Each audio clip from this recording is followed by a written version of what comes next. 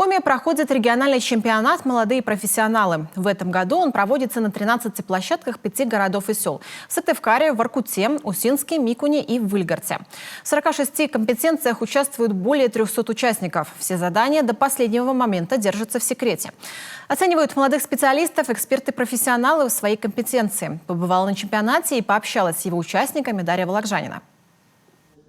Каждый участник чемпионата в здании Сыктывкарского политеха оказался не случайно. Здесь только те, кто готов доказать, что в своей профессии он лучший из лучших. Участникам от 14 до 22 лет соревнуются они в 7 технических компетенциях. Одна из основных задач чемпионата – это профориентация школьников. У нас сегодня в республике создана целая сеть техникумов, колледжей. У нас развивается очень много направлений подготовки для экономики нашей республики. И, конечно же, ребенку, школьнику важно потрогать, пощупать профессию, то есть и понять, а его это или не его, то есть приложить к себе. И наши техникумы как раз в рамках чемпионата дают такую возможность. Второй год в республике проходят соревнования по новой не только в Коми, но и в движении «Молодые профессионалы» компетенции «Аддитивное производство». Участники выращивают 3D-модели с помощью специального принтера. Главная сложность, конечно, не распечатать, а оцифровать на компьютере модель и подготовить ее к печати. Касев Евгений в прошлом году был на этой компетенции первопроходцем.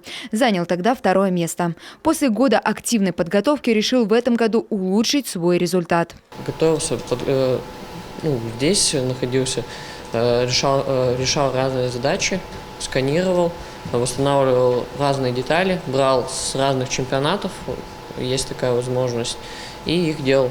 Сейчас появляется больше заводов, где используют 3D-принтеры, можно и там себя показать, и свое личное дело можно открыть и развивать его в Республике Коми, в Сыктывкаре.